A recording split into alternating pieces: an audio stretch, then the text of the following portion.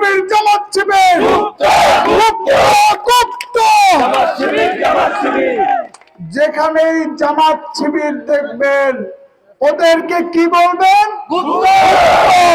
তাদের সেই যে পূর্বসূরীদের যে চরিত্র, তাদের ৭১-এর পরাজিত শক্তি, ৭১-এ পাক হানাদারের সাথে মিশে এই দেশের বিরুদ্ধে যারা গিয়েছিল, সেই শক্তি তাদের সেই পুরনো রূপ, সেই যে রক্কাটা বাহিনী, সেই আবারও তাদের সেই সহিংসতা দেখাইতেছে। তাদের এই সহিংসতা আমরা ছাত্রদলকে ছেড়ে দেব? কারণ আপনারা স্বৈরাচারের বিরুদ্ধে ১৭ বছর আপনারা আন্দোলন করেছেন, সংগ্রাম করেছেন প্রকাশ্যে। আর যারা শিবির তারা কি করেছে? তারাই তো ছাত্রলীগ করেছে। সাদিক ক্যাম্প ছাত্রলীগ করেছে। ছাত্রলীগ যদি নিষিদ্ধ হয়, ছাত্রদের লীগ যদি সমস্ত এই জুলাই আগস্টের বিরুদ্ধে প্রথম গিয়েছিল ছাত্রলীগ, ছাত্রলীগ এর সহিংসতার কারণেই আমরা তার প্রতিবাদে রাজপথে নেমেছিলাম। তাহলে সাদিক ক্যাম্প কি ছাত্রলীগের অপরাধী না? অতএব সারা দেশে যারা এই গুপ্ত সংগঠন ছাত্রলীগ করে এসেছে, সকল সুবিধা নিয়েছে আওয়ামী লীগ সরকারের, তাদের বিরুদ্ধে সেই সমস্ত গুপ্ত যারা ৫ই আগস্টের পরে যাদের আত্মপ্রকাশ ঘটেছে, আমরা তাদের রুখে দিতে হবে ইনশাআল্লাহ।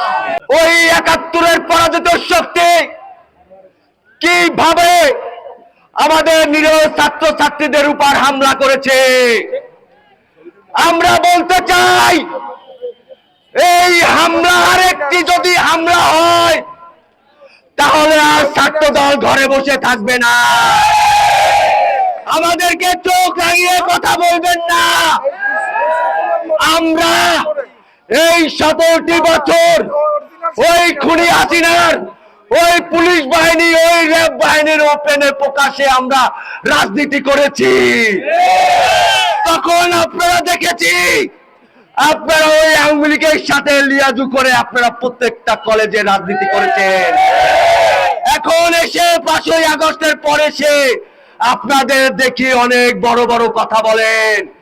আমি বলতে চাই আপনাদের ইতিহাস কি এটা জাতি জানতে চায়। আপনারা এই দেশের জন্য কি করেছেন সেটাই জাতি জানতে চায়। আপনারা করেছেন ১৯৭১ সালে ওই পাকিস্তান হানাদার বাহিনীর সাথে মিলিয়ে আমাদের গুপার জাপিয়ে লক্ষ লক্ষ মানুষকে মেরেছেন। এখনো আবার ওই ৭১ সালে ওই পরাজিত শক্তিটা আবার এই দেশে মাথা লাড়া দিয়ে উঠতেছে। আমরা হুঁশিয়ারি করে বলতে চাই, আমাদের নিরীহ একটি ছাত্রদের উপর যদি আর একটি হামলা হয় তাহলে আমরা সবাই মিলে আপনাদের থেকে বাংলাদেশে আপনাদেরকে অবঞ্চিত ঘোষণা করব।